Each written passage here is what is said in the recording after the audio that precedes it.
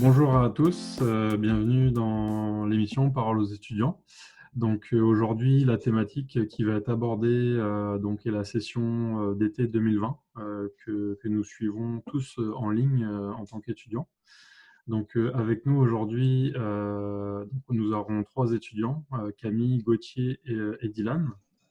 Et puis nous avons le plaisir également d'avoir la participation d'un professeur de mathématiques, maths d'enseignement à l'ETS, et puis du VP aux affaires académiques de l'association étudiante. Donc, je vais vous inviter donc à vous présenter un à un.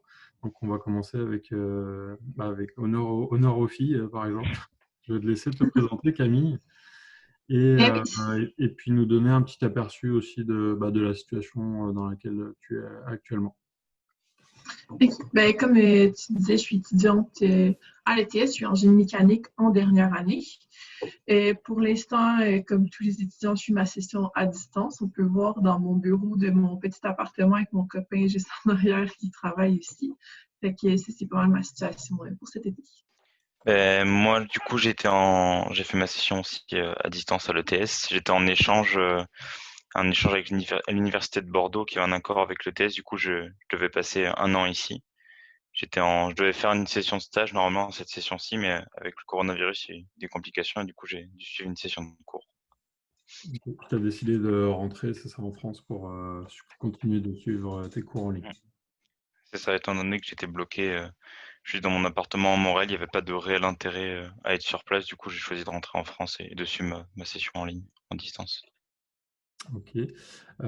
Puis Gauthier, alors Gauthier, juste entre parenthèses, c'est la deuxième fois qu'il participe à l'émission. Il a fortement insisté pour venir aujourd'hui parce que il a aimé ça, puis il avait des points, je pense, pertinents aussi à apporter. Mais bon, on laissera pour les prochaines fois, on laissera la place aussi à d'autres étudiants. Donc, mais ça nous fait plaisir que tu reviennes aujourd'hui. C'est pas vrai, c'est une blague, mais comme, comme j'ai déjà fait ma présentation, juste pour dire, je suis étudiant aussi en génie mécanique. Et puis, je suis heureux aussi d'être là pour discuter un peu des problèmes liés, et puis des solutions aussi liées à la session d'été. Puis ma situation, je suis aussi à Montréal, même si j'aurais bien aimé rentrer en France pour les vacances. Guillaume Roy-Fortin, comme Paul le dit, je suis maître d'enseignement en mathématiques. Donc, avant, j'étais prof de maths, donc je ne suis pas un ingénieur. Je ne suis pas certain que ça va être pertinent dans la discussion aujourd'hui, mais je tiens à, disons, mettre donc quatre sur table pour pas que vous pensiez que je suis l'un des vôtres. Mais bref, tout ça pour dire que j'ai complété ma session en ligne à l'hiver lorsque tout s'est transféré en ligne de manière très spontanée et j'enseigne aussi en ligne cet été. Donc, évidemment, ça pose son lot de défis. Et donc, ça me fait plaisir de répondre à l'invitation de Paul pour en parler avec vous.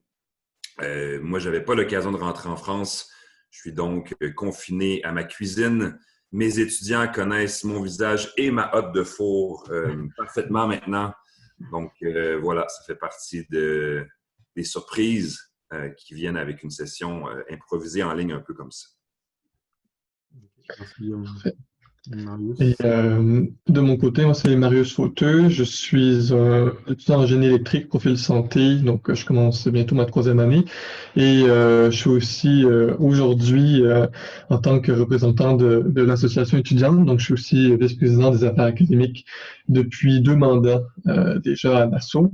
Et bien présentement aussi, je suis des cours en ligne en même temps que jongler avec tous les devoirs à l'association étudiante, surtout cette session. Donc, on travaille avec beaucoup d'associations, d'autres écoles pour justement un peu trouver des solutions à beaucoup de problèmes, des fois trop compliqués ou sans solution. Donc, voilà. Ok, donc merci, ça donne un petit portrait de nos invités aujourd'hui. On va commencer un petit peu en mode rétrospective par rapport à la situation dans laquelle vous étiez en fait quand le confinement a démarré. Puis c'est quoi un peu les enjeux auxquels vous avez fait face par rapport à vos sessions, éventuellement des gens qui devaient partir en stage, qui ont été annulés, etc. Donc, l'idée serait de faire un petit tour pour commencer avec comment vous avez vécu en fait la transition du présentiel un petit peu vers le confinement, puis la session en ligne que vous suivez actuellement. Donc, on peut commencer avec Gauthier ou peu importe, comme vous voulez. Oui, du coup, je peux commencer si vous voulez. Au moment du confinement, du coup, j'étais parti avec un ami aussi qui a fait la même formation que moi en Duety. Du coup, on était en colocation. Et quand le confinement arrivait, on était à Evo. Je sais pas si vous voyez ici, c'est un grand hôtel qui est pas très loin de l'ETS. Et au début, ça allait bien, mais on a eu quelques soucis déjà par rapport à la vie de tous les jours, parce qu'on n'a pas de fenêtre, on n'a pas de réel accès à l'extérieur. Du coup, ça fait que c'est devenu vite compliqué de vivre à deux dans un espace restreint comme ça, sans air externe. Mais donc c'est aussi pour ça que je suis rentré en France et que j'ai préféré rentrer là.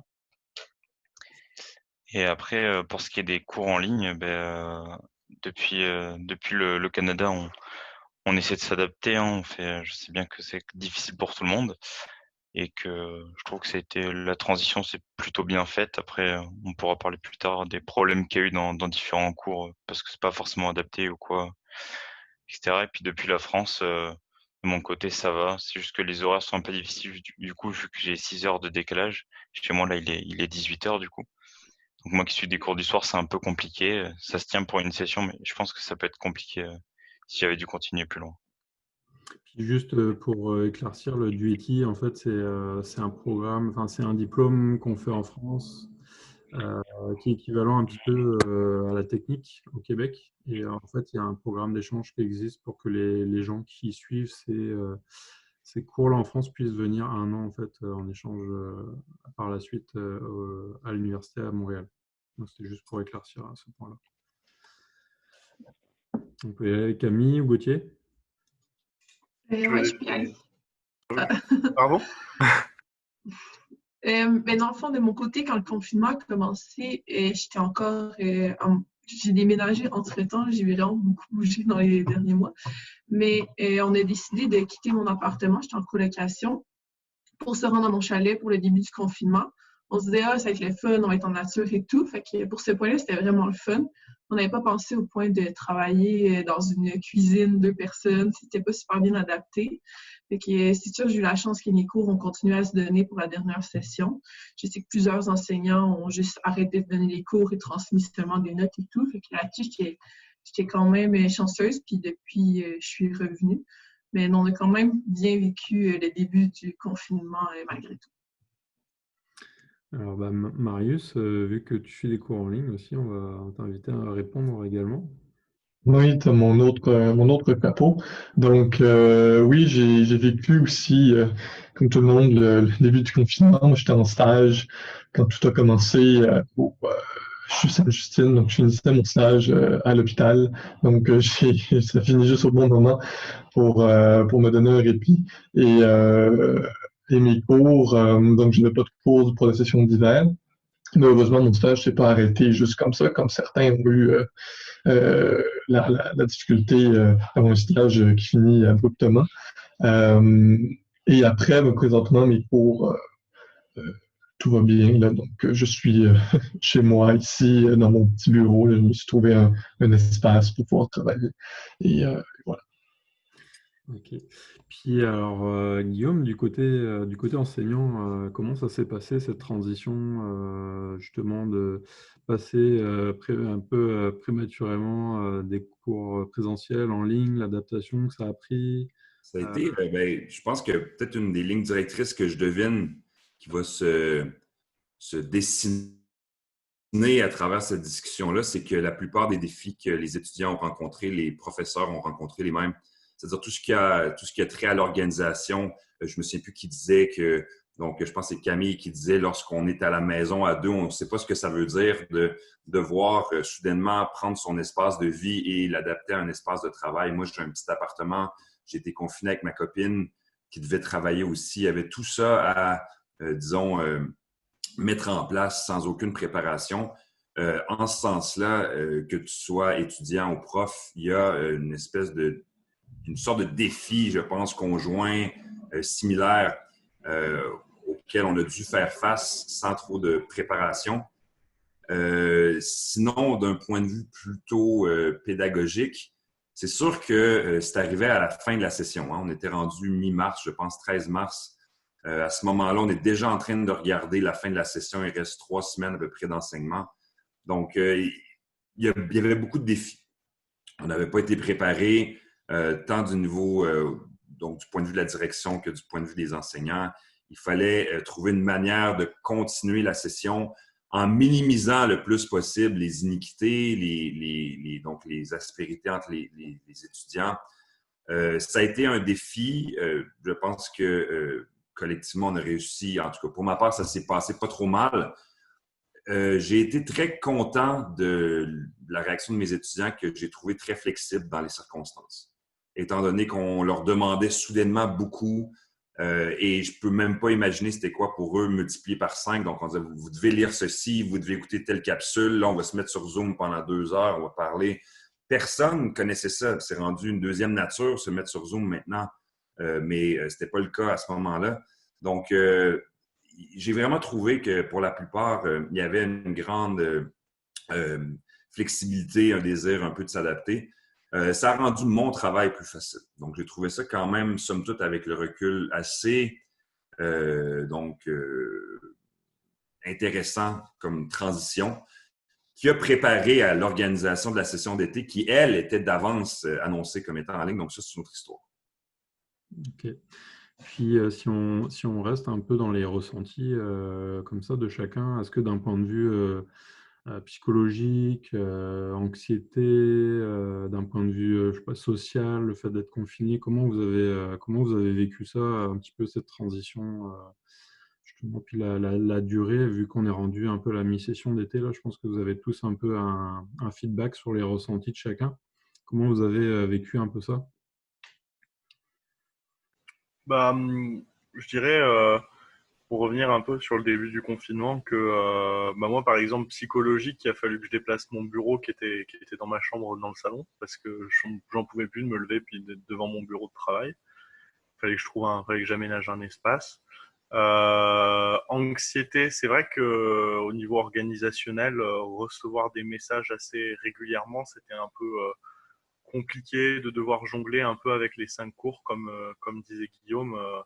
Des fois, c'est assez surprenant quoi, de recevoir un message à 23 heures ou des choses comme ça. C'est difficile un peu de se sortir de cette bulle-là. Et niveau organisation, ça c'est mon avis personnel, mais les cours asynchrones, c'est-à-dire où le prof envoie des vidéos, je trouvais que c'était des formats qui se prêtaient bien justement au confinement.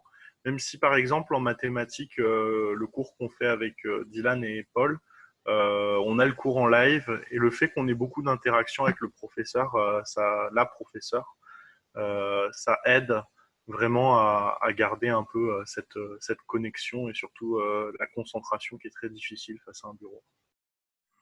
Ouais, puis en fait, tu soulevais aussi le point qu'il y a l'afflux de courriel en fait aussi là qui a changé un peu au niveau dynamique.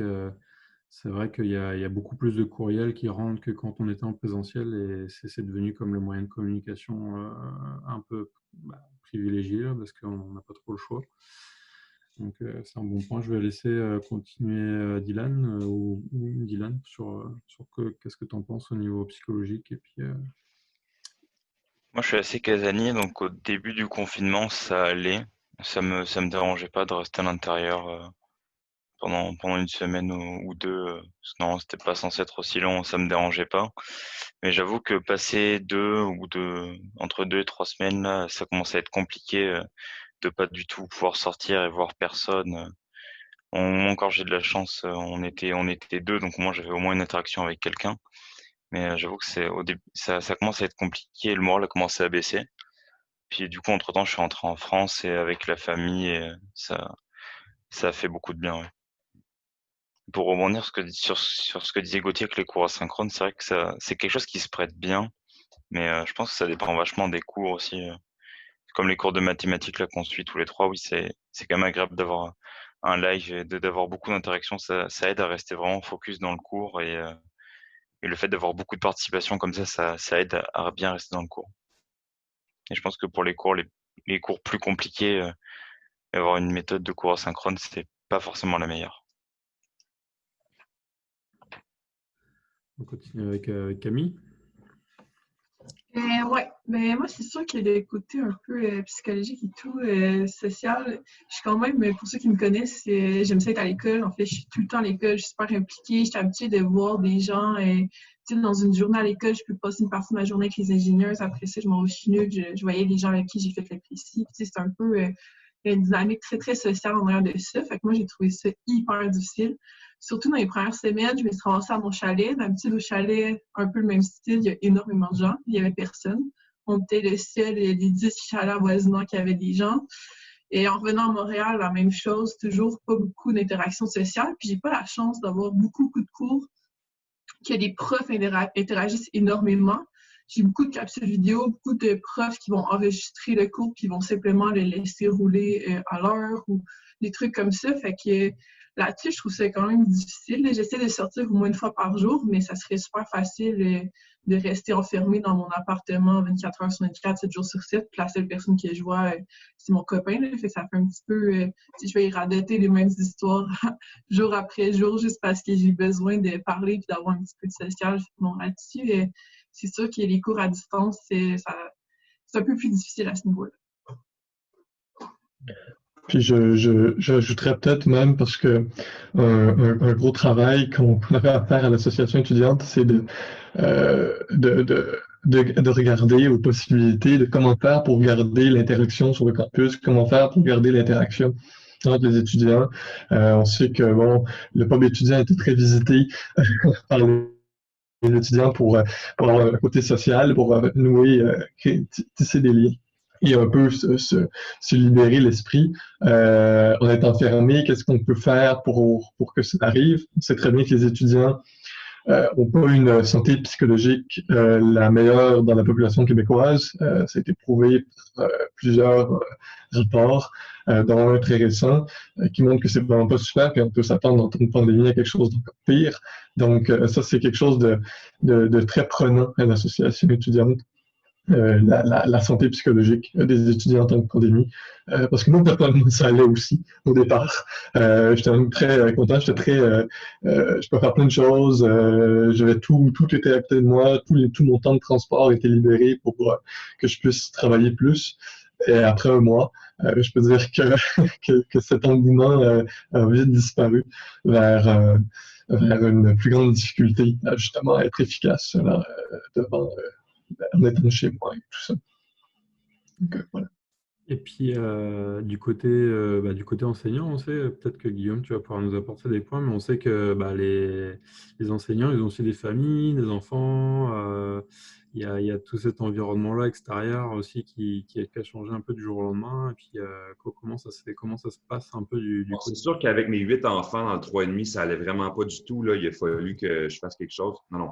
J'ai la chance d'avoir... j'ai la chance. Non, j'ai pas d'enfants. Donc, disons que dans ce contexte-là, c'est un avantage.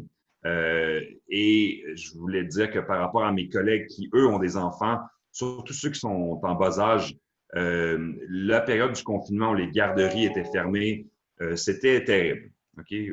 Donc, pour la plupart de ces collègues-là, c'était juste simplement impossible d'enseigner. C'est une chose de voir ton enfant passer dans une petite vidéo de 8 secondes qui fait les manchettes parce que c'est drôle de voir un enfant en couche pendant que tu es en train d'enseigner. Mais d'organiser sa vie quotidiennement autour de ça, pour plusieurs, c'est impossible. Et ça a eu un impact, au moins parmi les profs que je connais, lors du choix de cours pendant l'été. Est-ce que je vais être capable d'enseigner cette session pendant la session d'été dans un tel contexte? Il y en a plusieurs qui ont juste pas pu dire oui. Parce que simplement impossible pour des questions logistiques, familiales. Et donc, dans un sens, encore une fois, ça crée des iniquités. C'est-à-dire qu'un prof comme moi qui n'a pas d'enfant, moi, j'ai pu très bien prendre du temps, m'organiser. J'ai pas de responsabilité outre mesure supplémentaire à la maison. Et donc, ces iniquités-là qui ont pu se manifester aussi chez les étudiants. Il y a des étudiants à l'ETS qui ont des enfants, qui ont une famille, rester à la maison. Donc, ça, c'est aussi dans toute la réflexion qu'on peut avoir par rapport à ça, j'entends donc une réflexion que je trouve super intéressante sur donc un cours synchrone, asynchrone, les vidéos qu'on peut présenter. Comme dans toute cette réflexion-là, je pense qu'il n'y a rien d'absolu. Hein. Il faut aller chercher des nuances. C'est pas tout bon, tout mauvais. Mais un des avantages, disons, de la version asynchrone, c'est d'être plus flexible pour ces étudiants-là qui ont peut-être une situation personnelle à la maison qui est différente. Donc, quand tu as un enfant qui a une crise ou il se passe quelque chose, moi, je le vois dans mes groupes. Il y en a qui ont l'air d'avoir un gros bureau fermé avec un mur de briques, une belle bibliothèque. Puis d'autres, parfois, ça a l'air d'être un petit peu plus, disons, bruyant. Il y a des gens autour parce que, bon, la situation ne peut pas le permettre. On n'est pas en classe. Donc, il y a tout ça, encore une fois, qui existe chez les étudiants, mais qui existe aussi chez les profs. Donc, pour ma part, c'est certain que je me considère chanceux puisque je n'ai pas d'enfants, je n'ai pas de personnes à ma charge. Donc, j'ai pu m'organiser et même malgré tout ça, ça a été difficile. On parlait de l'interaction. Moi, ce que je m'ennuie le plus, ce dont je m'ennuie le plus, c'est l'interaction en classe. C'est très agréable pour moi de donner un cours en classe, d'avoir un feedback visuel tout le temps, constant. Si tu fais une joke poche, tu vois les yeux rouler dans les airs. Si tu fais une joke qui est drôle, tu vois les épaules haussées. Au moins, tu as un sentiment de connexion qui, même malgré plusieurs efforts de part et d'autre, hein, je blâme personne, c'est difficile d'être le premier à ouvrir sa caméra. C'est difficile pour un prof de dire 7 fois de suite, avez-vous compris, y a-t-il des questions, puis qu'il n'y a personne. Il y a une gêne qui s'installe, vous l'avez vécu, c'est pas facile de part et d'autre, mais moi, je m'ennuie de ça. Donc, c'est un des challenges. Mais je comprends, on essaie de faire avec ce qu'on a. Ouais, puis exact, puis c'est vrai que même dans le monde, si je fais une petite analogie un peu avec le monde de l'entreprise, c'est vrai qu'il y a des personnes qui se sont plus ou moins bien adaptées aussi le fait de se retrouver en ligne. Il y a des gens qui, des fois, qui ont du lead beaucoup, qui se sont complètement écrasés le fait d'être en ligne, contrairement à d'autres qui se sont un peu révélés parce justement, ils étaient plus à l'aise derrière la caméra, puis ils sont plus à l'aise à s'exprimer. Donc, c'est vrai qu'il y en a qui en profitent un petit peu différemment en fait, de l'expérience. Il y en a qui trouvent ça dur, et puis il y en a qui trouvent ça un peu plus facile. Je pense que d'un point de vue étudiant, en tout cas, ma perspective de professeur, ce format d'enseignement-là valorise beaucoup l'autonomie. C'est-à-dire que les étudiants qui ont un certain leadership personnel, qui sont autonomes, qui sont capables de s'organiser, vont pouvoir tirer leur épingle du jeu davantage. Ils vont savoir comment faire avec les 17 courriels qui rentrent par jour. Ils vont savoir comment se structurer, s'organiser. C'est une qualité. Malheureusement, c'est plus difficile de supporter ceux qui ont moins ce réflexe-là. Donc, quand on parle de cours de première année, c'est normal en première année peut-être de ne pas avoir encore appris à développer ce genre de réflexe-là. Et c'est pénalisant. Donc, au-delà de la matière elle-même, il y a une espèce de fardeau supplémentaire qui s'installe sur les épaules des étudiants qui n'ont peut-être pas déjà développé quelque chose comme ça. Donc, c'est aussi problématique. Mais même si, pardon, Paul, excuse, mais même s'il y a ce fardeau-là des étudiants qui ne sont pas forcément très autonomes, et j'en fais partie, je ne suis pas forcément très organisé et très autonome, même si c'est vrai que ça a été pénalisant au début, ça a quand même permis de vachement développer ce côté-là. Je me sens vraiment beaucoup plus organisé et autonome que depuis le début de la session. Ça permet de vachement s'améliorer sur ce point-là. Il y a un apprentissage secondaire ou, disons, parallèle qui se fait. Donc, pendant que tu apprends tes cours, ta matière, tu apprends aussi et donc des manières de fonctionner que tu vas garder avec toi lorsqu'on reviendra en présentiel, probablement. Oui. En fait, je pense que c'est beaucoup un combat personnel. Moi, je fais le parallèle un peu avec l'apprentissage d'un hobby. Où souvent, les gens ils vont justement dans des clubs étudiants, des choses comme ça. C'est sûr que d'avoir cette interaction ou cette fameuse boucle où on va pouvoir justement rêver un peu de ce qu'on veut faire, puis ensuite le pratiquer, et puis par la pratique avoir ces récompenses qui vont nous motiver. Le fait qu'il n'y ait pas ce plan social, en fait, on va perdre un peu en récompense, et donc du coup on va pas être motivé. Puis c'est un peu, je pense, pour les étudiants en première année, un combat contre eux-mêmes là de se discipliner pour devoir travailler régulièrement, faire des choses comme ça. Moi, je suis pas un bon exemple là-dedans parce que j'aime pas vraiment me discipliner là-dessus. Et c'est vrai que les 3 ans de TS m'ont formé là-dessus. Mais je me dis, si j'avais eu ça en première année, ça aurait été beaucoup plus difficile en fait. D'ailleurs, je fais une petite parenthèse, il y aura une émission sur les futurs étudiants qui va arriver, donc ça va être intéressant de voir comment ils voient ça aussi, de rentrer à l'université sans avoir jamais fait de session en présentiel à l'université, ça va être tout un challenge aussi, là. Puis si on continue un petit peu sur la partie, on va dire, volet un petit peu social, qu'est-ce que vous pensez, en fait, au niveau des inéquités qu'il peut y avoir entre les conditions, justement, Guillaume, tu en avais parlé un petit peu tout à l'heure, les inéquités, en fait, par rapport aux conditions dans lesquelles sont les étudiants chez eux, ceux qui n'ont pas d'air climatisé, ils n'ont pas un bureau adéquat, le fait de ne pas pouvoir sortir de leur environnement, justement, on est à la maison, on est au bureau à la fois. Est-ce que vous avez des retours de ça ou c'est quoi votre ressenti là-dessus? Ben, c'est sûr que je pense que chaque étudiant est dans une situation hyper particulière. Moi, j'ai vécu les premières vagues de chaleur sont arrivées super tôt cette année. Puis, dans le fond, au début de la session, il faisait super chaud. J'étais encore à mon chalet à ce moment-là, pas d'air climatisé, un super beau chalet tout vitré pour laisser rentrer le soleil, histoire qu'il fasse encore plus chaud dans le chalet. Puis, on était parti au mois de mars, j'avais même pas de shirt et de t-shirt. C'était pas prévu qu'on reste si longtemps. Fait que ça, c'est super dur. Puis là, moi, je me disais, imagine ceux qui vivent encore aujourd'hui, parce que je revenais à mon appartement avec leur clim, mais j'ai entendu des histoires de personnes qui font leur examen avec une serviette à côté pour s'essuyer le front parce qu'il fait 42 degrés ressenti, les feuilles collent sur ses bras, puis fait que c'est sûr qu'il y a des inéquités. Si c'est juste côté chaleur, après ça, on a côté enfant, comme Guillaume parlait. Je pense que c'est assez présent.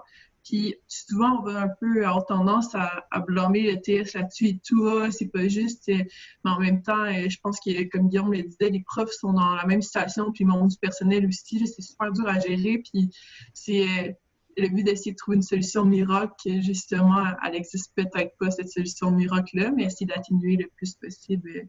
Ça, c'est sûr que ça reste assez compliqué.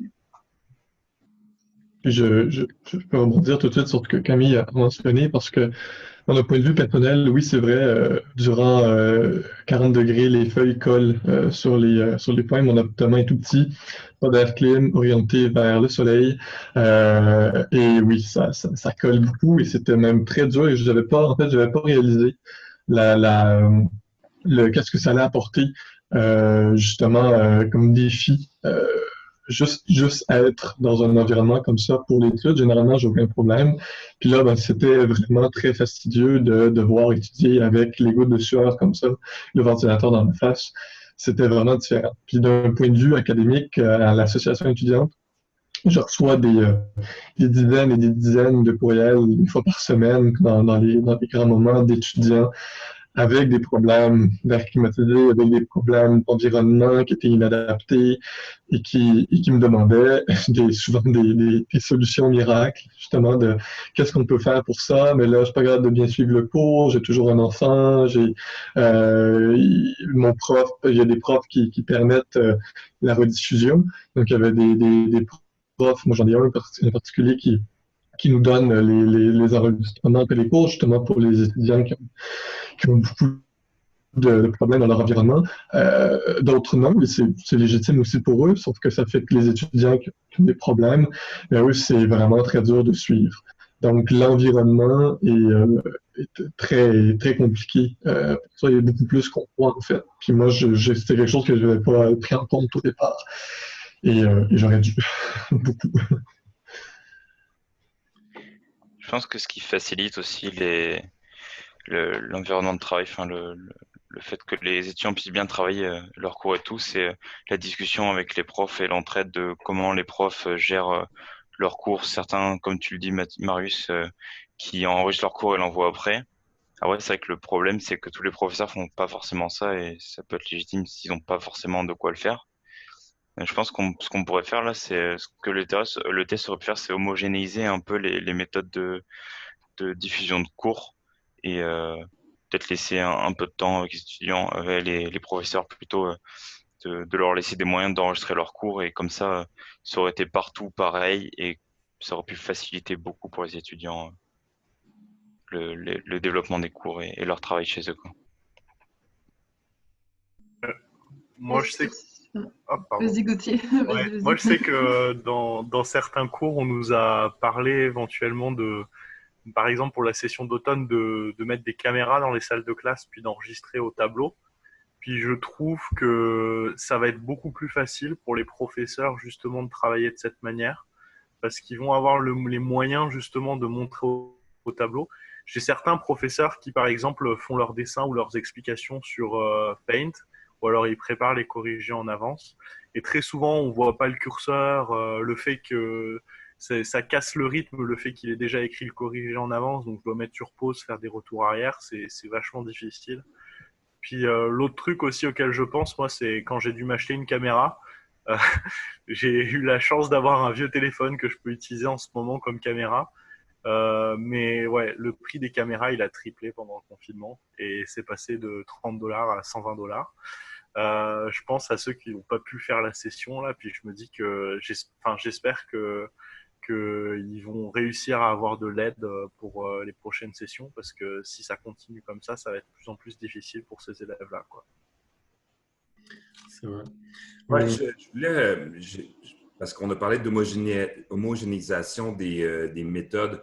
Je suis tellement d'accord. Je pense qu'à travers nous, la communauté des profs, ceux qui enseignent cette session-ci, chargés de cours, on est tous en mode de, je ne veux pas dire expérimentation, mais c'est quand même ce que je vais dire, puisque dans un sens, c'est très, très nouveau, hein? Même ceux qui ont eu une fin de session cet hiver, il y a tout un tas de choses qu'on découvre et on ne peut pas les découvrir avant de les avoir essayées.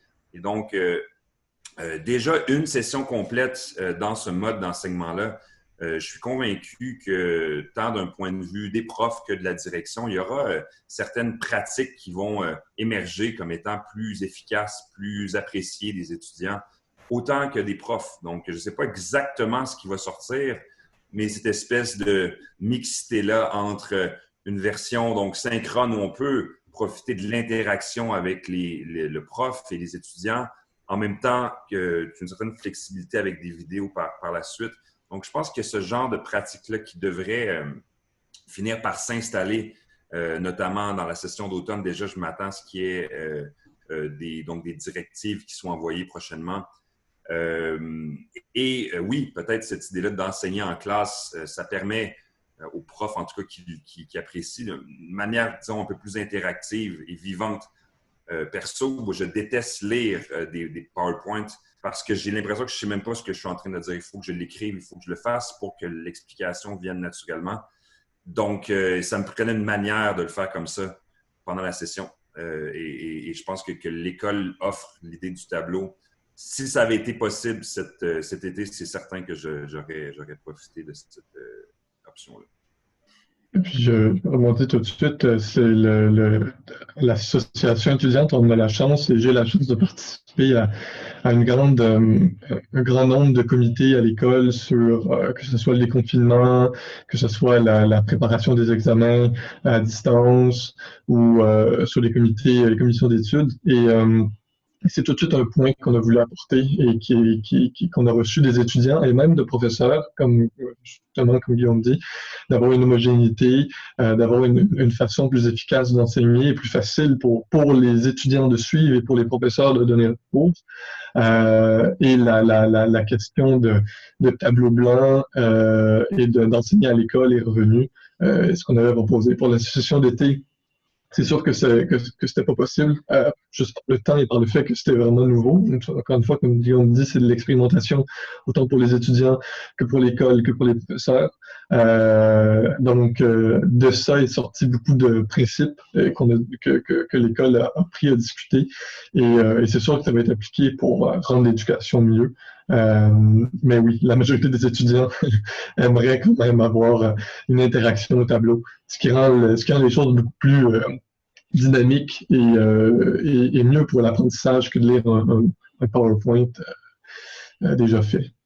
Je tiens à préciser, c'était aucunement une attaque contre ceux qui décident de fonctionner comme ça. Il faut savoir que pour plusieurs, donc apprivoiser une tablette, apprivoiser une manière d'enseigner sur Zoom, c'est très difficile. Il y a des cours qui se prêtent davantage à ça. Ça dépend de chacun. Donc, ça revient tout le temps un peu à la même idée toujours. Ça prend une certaine flexibilité. Le défi pour un n'est pas nécessairement le même pour l'autre. Et c'est ça la vraie complexité de tout ce à quoi on fait face depuis le début. Et c'est normal qu'il y ait une certaine frustration devant l'inquiétude, devant l'anxiété. La frustration est souvent une réaction normale. Et donc, elle se manifeste tant chez les professeurs qui sont tannés de ne pas avoir d'étudiants qui parlent, tant chez les étudiants qui, eux, sont perdus, reconnaissent plus leur milieu académique. Donc, il y a tout ça à garder en tête et c'est un euphémisme de dire que c'est un gros défi, là. Justement, là, on est rentré un petit peu dans le vif du sujet des cours en ligne. Par rapport à justement à cette session à distance, la première session qu'on traverse tous, c'est quoi les points positifs qu'on pourrait ressortir justement si on veut y aller un peu plus dans l'optimisme, les points positifs qui ressortiraient selon vous? Et moi, je dirais que ça dépend vraiment des cours puis de l'enseignant. Tu sais, je sais qu'il y a certains enseignants que mes amis m'ont dit « Oh my God, il est malade », puis que moi, à distance, on dirait que je trippe un petit peu moins. Mais le point positif, c'est qu'il y a beaucoup de profs que j'ai eu. Je pense que je suis quand même chanceuse sur les profs sur lesquels j'ai tombé, qui ont pris le temps de faire dans les premiers cours des quiz. Tu sais, je pense à un prof en particulier, il nous demande, il nous envoie des questionnaires régulièrement, il prend notre pouls quand même souvent. Puis j'en ai là-dessus qui sont adaptés au fur et à mesure de la session. Fait qu'aujourd'hui, le cours qui, au début, j'étais comme « Ah, c'est quand même plate comme cours », aujourd'hui, j'ai des codes, puis je fais « Ah, il est quand même vraiment plus intéressant, le prof s'est adapté », puis fait que ça permet à chacun de relever un défi. Puis autant la communication, ça fait drôle à dire, la communication en classe, le côté dynamique, il n'est plus là, mais j'ai l'impression que quand on a vraiment un plus gros problème, on va mieux le communiquer avec notre enseignant, puis il va agir plus concrètement pour le régler. Fait qu'il y a autant le côté interaction sociale, il y en a pris beaucoup ça a été dur là-dessus, qu'il y a un côté qu'on va chercher qu'on n'allait pas avant. Puis moi, je dirais que c'est vraiment le côté positif. Je ne sais pas si quelqu'un peut l'expliquer peut-être mieux que je l'explique, mais c'est un petit peu ironique à dire que moi, c'est le côté social que j'ai trouvé dur. Et pourtant, c'est aussi un des points positifs. Pour rebondir sur ce qu'a dit Camille, c'est qu'il faut penser aux étudiants qui sont timides aussi, qui n'osent pas forcément prendre la parole en public, même si dans une classe on n'est pas forcément en public, qui peut-être auraient des difficultés sur un sujet, qui n'oseraient pas poser la question parce que en classe, quand tu poses une question, il y a un peu tout le monde qui te regarde et ça peut être effrayant pour certains étudiants. Et là, le fait derrière une caméra qui n'est même pas forcément allumée, puisque en général les professeurs, enfin moi de mon vécu, les professeurs le demandent pas forcément. Ça peut aider aussi à prendre la parole et du coup, les difficultés qui seraient peut-être restées derrière les élèves et qui auraient pu les mener à rater certains examens ou certaines choses disparaissent puisqu'ils peuvent poser leurs questions plus tranquillement. Ouais, moi je pense qu'un bon côté positif qu'on a, ce serait que ça a prouvé à tout le monde qu'on est capable de faire en tout cas de s'adapter rapidement et de faire de l'enseignement à distance. Et je pense que c'est quelque chose, je pense si on en parlerait à la direction de l'ETS ou même aux professeurs, peut-être quelques mois avant, si on leur avait dit bon les gars, dans 2 semaines, vous nous faites un enseignement à distance, up and ready, tout fonctionne, ça aurait pas été quelque chose d'envisageable, même pour moi en tant qu'étudiant. Jamais je me verrais apprendre à distance, maintenant je le fais. Donc je pense que c'est vachement positif ce genre de truc. Puis Camille a raison sur le fait que même si on a été séparés d'un point de vue un peu social et puis voilà, au niveau des interactions, on s'est aussi rapprochés dans le sens où ça nous a montré qu'en tant qu'étudiant ou en tant que professeur, oui, on peut se plaindre, mais on peut aussi faire le nécessaire et mettre voilà, de l'huile dans la machine pour que tout fonctionne et que les choses avancent d'une manière rapide et puis précise et voilà, ça roule bien, quoi. En fait, présentement, on est comme dans un gros projet pilote, comme si un cours devait changer sa manière de fonctionner, comme ça se voit, des cours qui vont se faire que ce soit d'une autre méthode, là, pourquoi le nom m'échappe, mais l'école présentement teste, expérimente, et c'est un projet pilote. Comme ça se voit dans d'autres universités à travers le monde, que ce soit aux États-Unis ou des universités offrent des cours en ligne depuis maintenant bien longtemps, que ce soit le MIT, que ce soit des grandes universités comme Oxford, où il y a toujours une particule en ligne qui est disponible. On pense même à l'Université Laval, ici, qui offre des cours commodales avec une particule à distance aussi. Pour l'ETS, c'est un gros, une espèce de coup de pied un peu derrière, je peux dire, pour avancer très rapidement. C'est un peu trop, mais au moins pour faire les choses. Donc ça, c'est une bonne chose. C'est une bonne chose aussi pour les gens qui habitent loin, pour les gens qui veulent étudier à l'ETS, mais qui ne sont pas à Montréal et qui ne peuvent pas se déplacer à Montréal, pour des gens à l'étranger, pour des gens qui travaillent. L'enseignement à distance a des bienfaits pour beaucoup de personnes. Est-ce qu'un enseignement à distance total est la bonne solution? Sûrement pas, mais un enseignement qui permet des particules à distance, ça, je pense que c'est un bon pas vers l'avenir.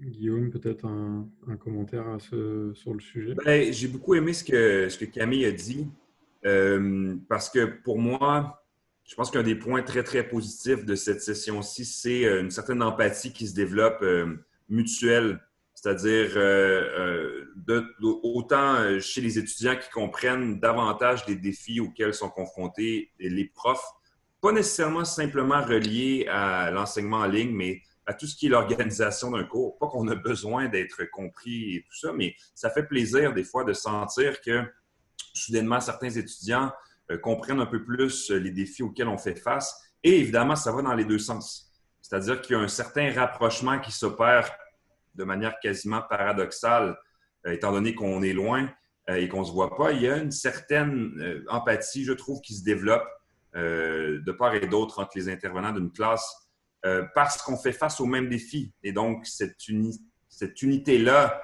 des challenges qui nous sont présentés nous permet d'avoir une... Hey, je comprends un peu ce que cette personne vit, là.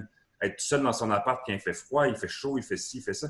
On dirait qu'on est, dans un sens, tous dans le même bateau. Donc, on avance dans la même direction, ce qui n'est pas nécessairement clair dans une classe traditionnelle. Hein, il y a vraiment cette hiérarchie-là. Il y a le prof en avant, il y a les étudiants, et puis ben là, on est habitué, c'est rodé. Là, on fait tous face à l'inconnu et on se dit tous ensemble, mais là, il faut qu'on s'arrange, il faut qu'on trouve des manières. Et effectivement, moi aussi, au début de la session, je demandais beaucoup de feedback parce que je ne savais pas si ça plaisait, je ne savais pas si ça ne plaisait pas, je ne savais pas ce qui fonctionnait. Il y avait des choses que je pensais qu'elles allaient fonctionner, qui n'allaient pas fonctionner et vice-versa. Donc, il y a aussi ce côté-là très, très agile pour prendre un terme de développement de programmation où on essaie de s'adapter au fur et à mesure. On n'avait pas le choix. Et donc, c'est une approche de dire on peut critiquer à gauche et à droite et c'est correct de le faire aussi. Mais dans les circonstances, je trouve qu'il y a collectivement une preuve de grande flexibilité. Et moi, je trouve que c'est un des grands succès de cette session-ci. Et alors, si on va un petit peu sur les sujets un peu plus piquants, on va dire, on est dans une période actuellement d'évaluation aussi des cours, donc ça va être l'occasion un petit peu de commenter tout ça. Ce serait quoi les points négatifs selon vous, ce qui vous paraît un peu intolérable, ou mais aussi bien côté étudiant qu'enseignant, hein, c'est ouvert à la discussion, les problématiques auxquelles vous avez fait face dans vos cours, et puis qu'est-ce qui pourrait être amélioré par rapport à ce que vous avez vécu? Moi, Paul, ce que je trouve, je vais le dire tout de suite parce que je l'ai vraiment sur le cœur, là. Ce que je trouve vraiment, vraiment difficile, c'est constamment me faire demander de participer à un podcast de 1 heure, un midi, avant de devoir enseigner un cours. Je suis vraiment tanné de me faire... Non, c'est pas vrai, c'est une blague. J'ai presque cru. Hein. Je trouve ce qui a été difficile sur cette session à distance, qui est déjà un peu le cas quand on est en présentiel, mais là qu'il est vraiment plus, c'est qu'on est vraiment très très dépendant de la méthode du professeur. On parlait tout à l'heure de que ce soit synchrone ou asynchrone. Là, si on n'est pas du tout, si asynchrone ça ne convient pas du tout, on va avoir beaucoup de difficultés sur les cours et vice versa. Et pareil pour l'histoire de PowerPoint ou que ce soit vraiment en live, on est vraiment en tant qu'étudiant très très dépendant de la méthode du professeur. Après, du coup, là, on est sur la première session, c'est une expérimentation, donc je pense qu'il n'y avait pas vraiment de bonnes solutions et de bonnes façons de faire pour les professeurs. Du coup, là, on en a parlé tout à l'heure, mais on passerait par une homogénéisation des cours. Après, essayer de pouvoir proposer au maximum aux étudiants, quand on s'inscrit à un cours et qu'on peut choisir le groupe, du coup, avec le professeur qui va avec, en disant, attention, ce professeur-là, il préfère fonctionner de cette manière-là et celui-là de cette manière-là. Du coup, en plus de choisir des horaires, ça nous permettrait de choisir des méthodes de travail qui nous correspondent plus. Et du coup, ouais, ça créerait peut-être une différence de nombre avec les professeurs dans les cours, mais bon, ça, c'est des détails qui doivent se gérer à ce moment-là, quoi. Ouais. Moi, je dirais pour les élèves, ce serait d'être patient, parce que il y a beaucoup d'élèves qui sont impatients. Moi aussi, des fois, je le suis. Puis souvent, on entend des commentaires, parfois, qui peuvent être un peu pas super sympas et au détriment des professeurs. Puis, faut se rappeler que le professeur, il est seul derrière son bureau. Puis, des fois, il discute avec ses collègues, mais des fois, il discute pas avec ses collègues. Donc, faut aussi que le professeur, lui, de son côté, je dirais, il voit les élèves un peu comme des poissons pilotes là qui vont chercher parce que les élèves, ils ont 4 cours. Donc, ils ont des idées. Les profs font tous des choses différentes. Et donc, lorsqu'un élève a une suggestion à faire, faut pas l'envoyer bouler en lui répondant de manière un peu péremptoire. Il faut justement écouter ce qu'il a à dire parce que voilà, faut se dire que si un prof donne un cours, un élève en a 4 derrière, et donc il a ces différentes idées qui peuvent un peu transvaser entre les différents professeurs. Donc c'est vachement intéressant. Moi j'ai des profs par exemple qui ont eu un peu du mal à se mettre en place au niveau comment dire, des cours, et donc de mettre en place leurs cours, probablement parce qu'ils ont dû avoir des problèmes avec la technologie ou comment la mettre en place. Puis c'est vrai que c'est difficile quand ils écoutent pas parce qu'on a envie de le dire, mais c'est un peu embêtant pour l'élève, puis c'est un problème. Puis là récemment j'ai discuté avec d'autres élèves qui avaient des bons feedbacks sur le même cours avec lequel j'ai eu des problèmes.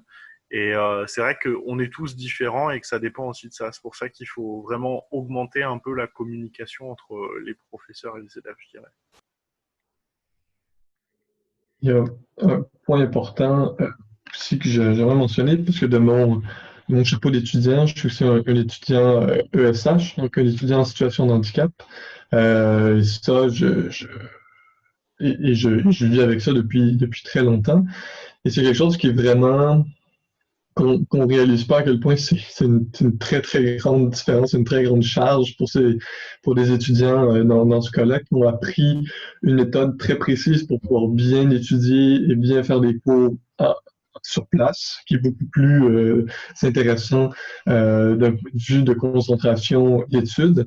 Et là, on se fait balancer dans une mer de nouvelles possibilités, mais de choses qu'on n'a rien préparé et qu'il faut tout revoir. Moi, j'ai malheureusement un prof qui fait énormément de travail pour bien donner son cours, mais que pour moi, cette méthode est très, très, très, très, très difficile à adapter à ma méthode d'étude que j'ai fait pour des cours sur place. Donc, il y a un grand bassin d'étudiants ESH à l'école présentement.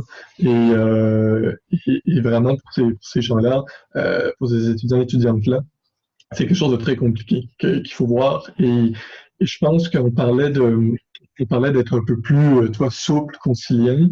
Je viens pas, ça, c'est pas dirigé vers les profs du tout, en fait. Et je pense que d'après tous les sondages qu'on a fait à l'association étudiante et tous les retours d'étudiants, des centaines de courriels que j'ai reçus depuis les dernières semaines, derniers mois, je pense que j'ai vu un certain nombre de flexibilité ou d'action envers l'école en général, de près ce que j'ai vu, qui est pas nécessairement, c'est pas contre eux, puis c'est pas nécessairement de leur faute. Il y a le gouvernement aussi derrière qui prend plein de décisions qui reviennent sur des décisions passées. L'école doit s'adapter, ils doivent suivre un peu ce qu'ils veulent. Mais je pense qu'il faut aussi qu'ils comprennent, et ça c'est la direction, qu'ils sont moins proches des étudiants que les professeurs, qui voient les étudiants tous les jours, que ben, les étudiants ont des problèmes aussi, que les étudiants ont des situations spéciales, que ce soit des ESH ou non. Ils ont tous une situation particulière. Je pense que l'école devrait peut-être faire preuve un peu, d'après ce que j'ai vu et que j'ai entendu des étudiants, de flexibilité. Ou peut-être aller chercher un peu plus de voix étudiantes dans leurs décisions. Sachant que nous, on est sur l'AETS et sur les conseils de l'école, mais très peu, comparé à d'autres universités comme Sherbrooke ou l'UQAM ou l'Université Laval, où les étudiants sont très, très, très présents dans les décisions présentement. Donc, nous, on essaye, on a un peu de difficulté. Donc, ça serait mon seul point négatif présentement. Les profs font énormément d'efforts et ça, je leur lève mon chapeau. Les étudiants aussi, de leur côté. Tout ce que moi, je vois qui manque, c'est un peu de l'administration de l'ETS. Un peu dans cet ordre d'idée-là, je dirais, les profs font vraiment beaucoup d'efforts, puis ça va sonner un peu drôle, là, pourquoi c'est mon point négatif, mais c'est quasiment un peu too much des fois. Tu sais, j'ai plus qu'un prof en fait qui fait ça. Ils font leur cours, en plus des capsules vidéo qu'il faut écouter, en plus des exercices. Puis j'ai un prof qui donnait 30 exercices à faire par semaine, puis c'est pas obligatoire, évidemment, mais au début du cours, il va lancer une petite pique. Ah, je vois qu'il y a 3-4 personnes qui s'est fait sur Moodle qui l'ont pas fait. Là, tu sais que toi, tu l'as pas fait, fait que là, tu veux les faire. Puis c'est super bien, tu sais, le prof a pris le temps de tout lui monter les exercices sur Moodle, de pouvoir les corriger, de pouvoir... Tu sais, c'est quand même super bien monté, mais ça devient que chacun de tes cours, au lieu de mettre, mettons, les 10 heures habituelles, mais il faut t'en mettre 15-20 heures. Puis c'est vraiment pas mal l'intention du prof. Au contraire, j'ai l'impression que le prof veut être sûr qu'on comprenne bien, qu'il est conscient qu'à distance, c'est différent, qu'il est conscient que chacun a besoin d'une méthode différente. Fait que des fois, il essaie plusieurs approches, mais ça fait que moi, je sais pas si j'étais moins assidue avant ou quoi que ce soit, mais cet été, je trouve ma session tellement exigeante comparativement d'habitude. Et pourtant, j'ai juste 3 cours en classe parce que je fais mon PFA en même temps. Donc, théoriquement, mon PFA, je mets le temps que ça ne change pas vraiment. Mais je trouve ça super lourd, juste mes 3 cours. Fait que j'imagine pas ceux qui en ont 4, puis il y en a qui en prennent 5 parfois. Là. Moi, ça serait ça mon point négatif, un peu ironique encore une fois, mais ça reste, ce serait vraiment ça. Puis, si on fait une petite parenthèse sur tout ce qui est les examens, les intras qui se sont passés, on a entendu beaucoup de choses, il y a eu beaucoup de formules différentes. Il y a eu des cas pendant ces intras-là, des particularités que les étudiants ont vécues. Comment vous l'avez vécu? Qu'est-ce que vous pensez des formules qui ont été proposées? Puis qu'est-ce qui, selon vous, serait bon comme formule à adopter au niveau des intras? Est-ce qu'il y aurait une homogénéisation à faire aussi, comme pour les cours? Est-ce que vous avez des idées par rapport à ça? J'allais te dire, Paul, pour ma part, c'est le point négatif d'une session comme ça. C'est le point le plus délicat parce que c'est celui qui mène à une note finale, à une évaluation sommative. Et c'est le point qui, personnellement, me rend le plus inconfortable par rapport à toute cette nouvelle manière. Le reste, on s'adapte, comme on dit, on essaie de travailler ensemble. Il y a plein de points positifs. Mais le fait de devoir évaluer les étudiants comme avant, c'est-à-dire dans une certaine mesure, il faut donner une note. À la fin, je vais devoir donner une note finale, une cote littérale. Moi, ça me rend mal à l'aise. Donc, ça me rend profondément mal à l'aise. J'accepte puisque on essaie de continuer. Hein, il faut s'adapter. Donc, au lieu de juste figer, on continue. Mais j'ai vu donc tout ce qu'on a mentionné précédemment, c'est-à-dire les différences personnelles donc dans l'installation de travail à chacun dans un endroit isolé, les étudiants qui ont des ESH qui ont besoin de calme, donc de différentes mesures. Et donc, il y a beaucoup de variables qu'on ne peut plus contrôler. Et c'est sans parler du fait que malgré toutes les mesures que l'école peut essayer de mettre en place, ben vous êtes chacun chez vous. C'est-à-dire que c'est pas parce que votre caméra est ouverte qu'on sait ce qu'il y a sur votre écran, on ne sait pas à qui vous chattez, à qui vous... Donc, et on ne peut pas rien faire d'autre. Donc là, il y a soudainement une grande partie de la gestion du plagiat qui est basée sur la confiance. Et j'ai rien contre ça a priori, mais c'est très différent de ce qu'on faisait en classe. Et donc, et là, c'est très délicat, mais il peut y avoir des étudiants qui, eux, sont un peu plus à l'aise à l'idée d'aller envoyer un petit inbox à leur ami qui a déjà fait le cours ou qui est plus fort, et d'autres qui vont se sentir très, très mal d'oser faire ça. Et je pense que ce serait se mettre la tête dans le sable de prétendre que personne ne va faire ça. Or, il y en a qui vont avoir plus de facilité à accepter de faire ça, même si c'est illégal. D'autres qui ne le feront pas, même s'ils pourraient le faire. Et donc là, ça rajoute toute une couche de difficulté à l'idée de quantifier la performance de chacun des étudiants. Et moi, ça me rend très mal à l'aise. Et je comprends, c'est très difficile pour la direction d'imaginer un protocole qui est vraiment fiable. Peut-être que ça va s'installer après plusieurs sessions, mais pour le moment, c'est et de loin le problème le plus majeur que je vis personnellement. Et donc, ça reste on peut faire ce qu'on veut, mais donc, spécialement dans un cours comme en mathématiques, c'est pas un essai qu'on va demander d'écrire. Je ne sais pas comment ça se passe dans les autres cours, mais je trouve ça très difficile. Est-ce qu'il y aurait une volonté de la part des enseignants de façon générale de revenir vraiment à des examens en présentiel? Je ne sais pas, pour moi, personnellement, je verrais ça comme la manière la plus naturelle de pallier à ce problème-là. Maintenant qu'on est un petit peu plus flexible qu'on l'était, on va le dire, là, au mois d'avril, donc la vie a repris un petit peu, on s'est déconfiné. Je pense que ce serait une manière simple de régler au moins partiellement ce genre de problème-là. Après ça, je parle personnellement, hein, et puis je tiens à le dire, là, tout ce que je dis, c'est en mon nom personnel. Là, je ne prétends pas du tout représenter la voix des autres maîtres d'enseignement, ni des chargés de cours, ni des profs. Donc, c'est vraiment mon avis personnel. OK. Puis, côté étudiant, alors comment vous avez vécu cette période d'examen? Mais moi, je trouve ça super pertinent d'entendre le point de vue d'un prof. C'est la première fois, sur beaucoup de choses, on a entendu le point de vue des enseignants déjà dans nos cours, mais l'examen, c'est la première fois qu'on l'entend. Puis, tu sais, nous aussi, on a de la misère aussi. Tu sais, moi, je sais que j'ose pas. Comment tu peux oser essayer de tricher pendant un examen? Dans ma tête, ça fait pas de sens. Pourtant, je sais très bien qu'il y a d'autres personnes dans le cours qui le font. Puis, fait que, il y a le côté iniquité là-dessus aussi. Mais là, en plus, il y a le stress en arrière de ça. Et moi, j'ai la chance d'avoir une tablette pour écrire. Mais là, est-ce que ma tablette, c'est niaiseux, là, on m'a jamais lâché. Pourquoi elle me lâcherait pendant l'examen? Mais là, c'est le stress. Est-ce que ma tablette va me lâcher? Si oui, je vais récupérer mes démarches déjà faites. Si je prends une feuille de papier, est-ce que mon scan va bien fonctionner? Est-ce que ma caméra, c'est un petit peu tout le stress autour de ça. Puis en plus de s'adapter aux différentes façons d'évaluer, on a des profs qui savent que c'est différent. Donc, ils ont réduit la durée d'examen, les questions sont plus simples, puis il y en a d'autres qui ne veulent pas le faire, puis c'est correct. Je vois pas, mais je trouve que c'est correct qu'on ait un examen juste pour le cours. Ensuite, certains prennent les démarches, d'autres prennent pas les démarches, certains laissent corriger Moodle, d'autres laissent pas corriger Moodle.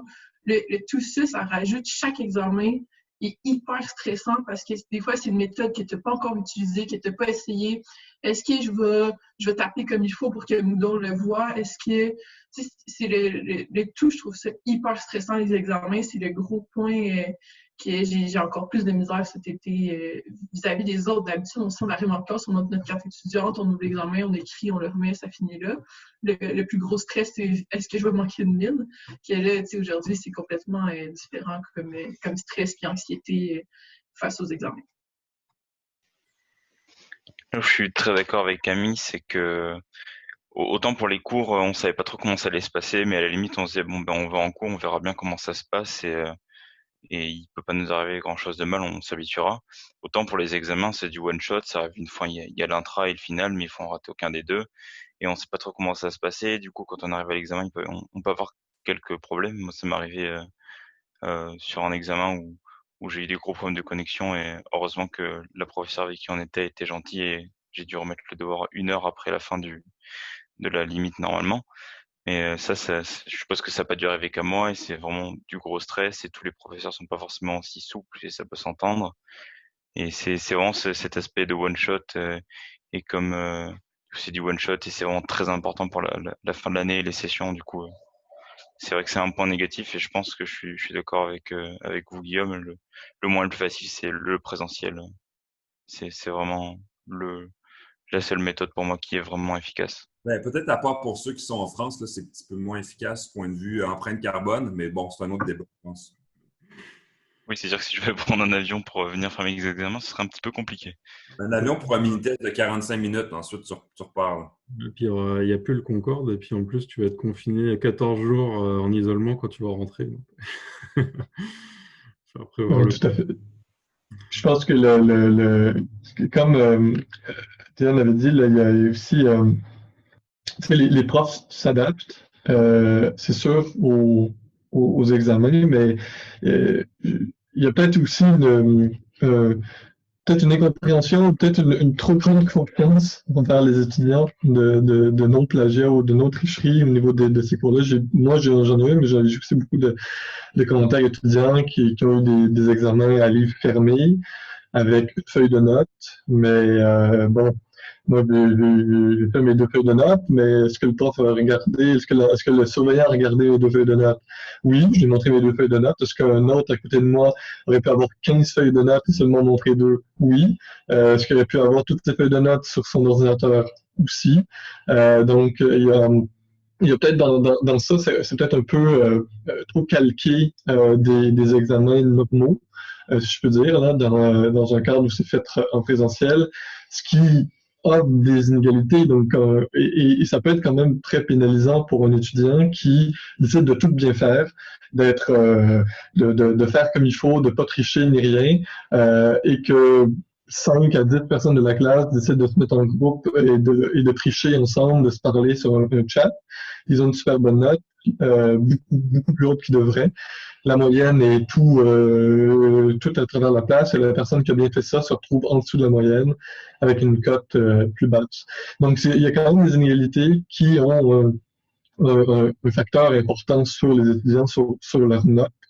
Et c'est donc qu'un retour sur place, ce serait bien, mais est-ce que ce serait possible avec un mètre et demi de distance, où il y a plus de classes? Ça va quand même beaucoup de difficultés envers l'école de faire ça avec les règles sanitaires présentement. Mais c'est tout à fait vrai. Le retour sur le campus, moi, je pense aussi que ça serait tellement fabuleux pour les examens. On va faire comme les gros concours de médecine, on va aller dans des gymnases avec 500 personnes dans le gymnase. Mais dans le cadre de la mise en place de systèmes pour faire les examens, j'ai vu notamment qu'il y avait certaines applications qui étaient utilisées. Par exemple, Proctor, qui permet de voir l'écran avec des mesures parfois complètement, je vais utiliser le terme liberticide, hein, où il faut prendre un miroir puis le montrer un peu partout pour que les gens voient. Si quelqu'un rentre dans la pièce, tout s'arrête. Il faut dire des choses à voix haute pour signer entre guillemets un contrat. Enfin bref, les gens voient l'écran naturellement. Mais c'est sûr, Guillaume a raison, quoi. Le fait d'être en classe, dans une situation d'examen, dans un environnement contrôlé où il n'y a pas de facteurs de confusion, est-ce que le téléphone va vibrer, est-ce que je suis capable d'imprimer mes notes pour les suivre parce que j'ai qu'un seul petit écran ou un gros écran. Voilà, on n'est pas capable de quantifier l'impact que ça a sur la note d'un élève, je pense. Et moi aussi, je suis mal à l'aise parce que je me dis, il y a des élèves qui feraient probablement qui auraient probablement d'excellents résultats, puis qui vont avoir des résultats nuls, quoi. Et c'est dommage parce que on ne sait pas comment encore ça va se passer pour la session d'automne. Mais j'espère, même pour cette session-là, au niveau des notes, mais j'espère que le GPA des étudiants va pas trop changer et puis qu'il n'y aura pas trop d'écart là-dessus parce que c'est sûr que c'est les mesures qui sont prises par l'ETS, je pense surtout pour les élèves qui en pâtissent le plus, vont les concerner, quoi. Puis ça peut amener à des situations un peu délicates. Mais justement, Marius, peut-être que tu pourrais apporter un point à ce sujet-là. Je sais que l'association en fait une demande justement par rapport aux cotes. Qu'est-ce qu'il en est, et puis où est-ce que ça en est niveau avancement? Oui, non, tout à fait. En fait, on a aussi envoyé elle a été envoyée à tout le monde, aussi à tous les étudiants, donc une lettre ouverte de l'association étudiante avec des demandes suite à des rencontres avec l'Union des étudiants du Québec, donc l'UEC, d'autres associations étudiantes, d'autres écoles, donc on fait un peu concerter. Et suite à quelques sondages qu'on a réalisés nous-mêmes auprès de la population étudiante, on est revenu avec des recommandations et des demandes auprès de l'école. Et l'une d'entre elles était la question des cotes. Donc, on sait qu'en pour la session d'hiver 2020, on avait demandé à l'école de changer le système de notation, enfin, toutes les autres universités d'études de l'appliquer aussi, et c'était une très bonne chose, en fait. Et puisque c'était si soudain, qu'un système de notation comme ça n'était qu'approprié de mettre en place pour limiter les écarts liés à ce changement-là pour des examens faits à distance et sur une session qui s'est peut-être terminée pour certains avec des cours en ligne et pour d'autres avec uniquement des notes transmises par leur professeur. Donc, pour cette session d'été, avec d'autres associations, on essaie de demander à l'école un nouveau système de notation un peu plus approprié. Donc, on ne demande pas celui qui a été mis en place pour la session d'hiver, qui était vraiment spéciale. Donc, on voulait limiter le plus possible les échecs pour des étudiants qui auraient vraiment eu des grosses situations particulières. Mais pour la session d'automne, on aimerait un changement quand même pour pallier justement aux inégalités. Donc, aux inégalités d'étudiants dans une situation très particulière pour l'étude en général, et pour les étudiants et pour les étudiants lors des examens qui n'auraient pas du tout triché et d'autres qui auraient totalement triché pour que ces étudiants-là ne soient pas pénalisés par ceux qui ont triché. Ça peut dire, un peu plate à dire, mais c'est pour un peu égaliser le tout. Donc, on ne demande pas à éliminer les échecs, on ne demande pas à être vraiment trop, à offrir trop de possibilités aux étudiants. On veut quand même que les évaluations soient justes et soient sensées, mais on aimerait que le système reflète le cas d'une session à distance qui est encore un projet pilote. Donc, on n'a pas demandé à être à distance. Les professeurs comme les étudiants n'ont pas demandé à tout faire à distance. Ça a été obligatoire. Donc, on demande juste d'avoir un système qui reflète ce cas exceptionnel d'une session à distance. Donc, on est en discussion présentement. Rien n'est encore scellé et on travaille avec l'UEC et d'autres associations dont la FEUS présentement à l'Université de Sherbrooke sur ce sujet. Est-ce qu'il y aura, ça devrait sortir à un moment donné, une décision? Oui, la décision va venir extrêmement bientôt parce que bon, c'est maintenant. Et on veut, c'est dans les prochaines semaines, je dirais qu'on va voir s'il y a vraiment quelque chose ou non, dans la semaine prochaine ou non, la suivante pour la session d'été. Et dépendamment de la session d'automne, ben, on va voir, là on ne sait rien encore, là, mais si la session d'automne se retrouve à être totalement de la même façon et qu'on retrouve les mêmes problèmes, ce que j'espère pas, je pense qu'il y a beaucoup d'améliorations qui ont été apportées et qui vont être apportées.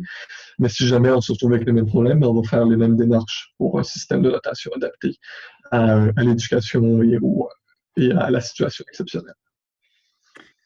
On a Je peux juste poser une dernière question par rapport aux examens. C'était peut-être dans les recommandations que vous avez demandé avec l'association étudiante, Marius. Et je pose la question aussi à Guillaume. Est-ce que pour vous, ce serait envisageable en fait de juste supprimer les examens en one shot comme ça et avoir plus de devoirs ou plus de choses qui se font en cours en classe en TP et du coup supprimer cette grosse inégalité pendant les examens qui peut être compliquée à cause de la triche de certains étudiants à cause des situations dans lesquelles ils sont. Je vais laisser, je pense, Guillaume répondre à pourquoi est-ce que ça serait peut-être pas possible.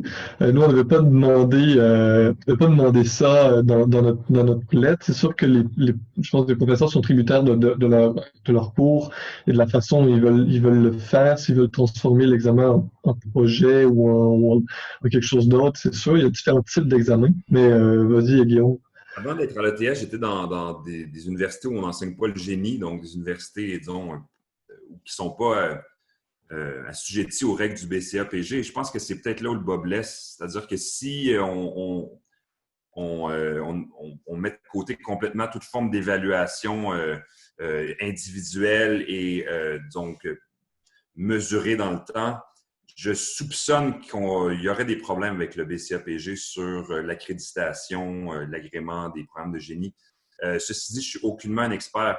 Si tu me demandes mon avis personnel, dans une situation exceptionnelle, et on l'est encore dans une situation exceptionnelle, j'aurais absolument aucun problème à le faire personnellement dans mon cours. Je préférerais ça. Ceci dit, on est une communauté la direction des affaires académiques fait des choix. Il faut accepter aussi que ils ont des préoccupations qui ne sont peut-être pas les miennes en tant qu'enseignant individuel. Donc oui, je suis prof, j'aimerais ça mener ma barque à ma manière, mais je fais partie d'un bateau beaucoup plus grand. Et donc, je vois difficilement ça arriver, même si personnellement, au moins pour cette session-ci, d'ici à ce qu'on trouve peut-être des manières de s'accommoder, j'aurais eu tendance à être d'accord. Il y a une différence, tu as bien mentionné, Guillaume, le BSCAPG qui régit beaucoup de choses pour l'école d'ingénieurs, les unités d'agrément, tout ce qui est requis dans un cours est un peu régi par les normes du BCAPG. Donc, oui, dans certains cas, un examen peut être transformé, par exemple, en take-home, donc un examen qui est fait à la maison sur une certaine période de temps du moment où tu l'as, du moment où tu dois le retourner, sous forme de mini-projet. Il y a certains cours, certains profs qui l'ont fait, mais ça, c'est des cours où cet examen-là s'y prête. Donc, c'est des cours où l'examen peut se faire. Il y a d'autres cours où ces examens-là ne peuvent se faire. Donc, un examen sur place, temps limité, seul, doit être fait selon des unités d'agrément. Il y a quand même certaines choses que les profs ne peuvent pas faire là-dedans. Donc on a un petit peu dépassé l'heure, là. Je vais quand même vous libérer à un moment donné. On va conclure un peu sur une question, une double question en fait. Marius, par exemple, donc la question, ce serait un peu qu'est-ce qui se dit par rapport à la projection de la prochaine session et puis un petit peu par rapport à ce que tu vas répondre. Pour les autres, ce serait de voir un peu comment vous voyez ça, puis ce serait quoi un peu votre ressenti là-dessus, puis on va conclure avec cette question-là. Donc, la projection de la prochaine session, c'est sûr que présentement, l'école travaille sur beaucoup de choses, sur certains comités. Donc, il y a des informations que je ne peux pas encore dire puisque c'est pas encore sorti officiellement. Mais une chose est sûre, l'école travaille vraiment quand même d'arrache-pied. L'école et des professeurs aussi qui ont décidé d'enseigner pour la session prochaine. Il y a beaucoup d'améliorations qui vont être faites. Il y a beaucoup de changements qui vont être apportés. Déjà, un campus ouvert en partie va quand même aider le sentiment un peu d'appartenance et le sentiment social au niveau des étudiants de revenir. Ça, c'est sûr que c'est un point qui est très important pour retourner à la bibliothèque, pour étudier lorsque l'environnement n'est pas propice ici à la maison. Donc, il va y avoir quand même beaucoup d'améliorations. Ça, j'en suis certain. L'école a compris aussi beaucoup de choses, ainsi que les enseignants, enseignantes ont aussi eu une session pour se pratiquer, en fait. Donc, la session prochaine va être quand même, je l'espère, beaucoup mieux. Le pub étudiant va être ouvert, donc ça c'est sûr que ça va déjà être beaucoup mieux. Donc il va quand même on va quand même pouvoir souffler un peu. On s'entend que le CUT va être, donc le cheminement universitaire en technologie va être totalement de retour sur le campus. Donc pour des nouveaux étudiants, vraiment nouveaux, qui commencent une pré-année d'université, pour eux ça va déjà être beaucoup moins pire que d'arriver dans un totalement à distance. Pour les nouveaux étudiants qui arrivent totalement à distance, hors CUT, c'est sûr que ça va être un peu plus dur, mais au moins le campus va être là, va pouvoir les accueillir et l'école a vraiment s'est positionnée sur le fait qu'il va y avoir une vie de campus et l'association étudiante va faire en sorte aussi de permettre une vie de campus par des activités vraiment tout en respectant les lois sanitaires qui vont être mises en place, bien sûr. Mais on va tenter à ce que ce soit beaucoup plus intéressant et sortir un peu les gens de chez eux. Je pense qu'une autre session complète en ligne sans activité sur le campus peut être très dommageable pour certaines personnes qui ont besoin de sortir, qui ont besoin de voir des gens et qui ont besoin de réavoir une interaction avec leur enseignant. Le fait que les laboratoires veulent aussi, ou pour certains, vont se donner sur place de façon très sécuritaire, vont permettre justement ce rapprochement dans la matière et entre chacun à l'école. Donc donc je peux pas dire plus que ça, mais je suis confiant que la session prochaine sera meilleure que celle-ci, sera plus intéressante, du moins parce qu'on a appris. Puis, nos étudiants auraient quelque chose à dire pour conclure.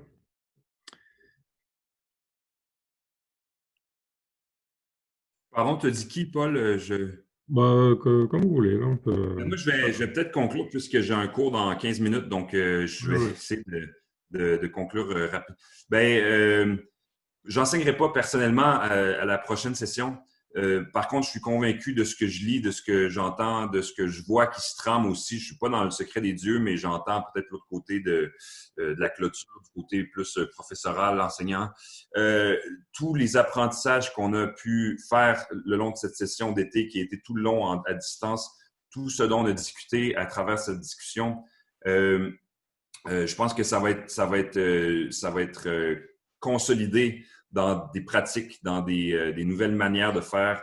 Il y aura aussi une espèce de mélange, une fusion entre le présentiel et la distance. Donc, j'ai vraiment l'impression qu'il y a des apprentissages qui vont être tirés de ce qu'on a fait et ça risque d'être pour le mieux. Donc, je suis positif. Optimiste, disons. Voilà. Rapidement, Camille, Diane, Gauthier, un tout petit mot, puis on va conclure l'émission.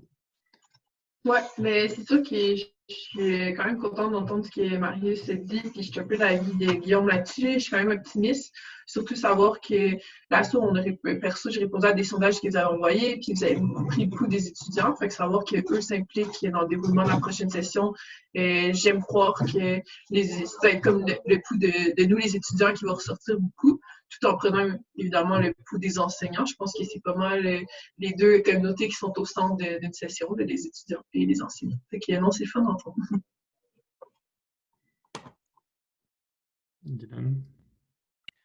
Du coup, je serai pas là à la session prochaine parce que c'est ma dernière session ici, mais c'est vrai qu'en entendant un peu ce qui se dit, ça a l'air rassurant pour les futurs étudiants qui vont avoir les sessions hybrides un petit peu et pour les professeurs aussi qui auront eu le temps de s'adapter.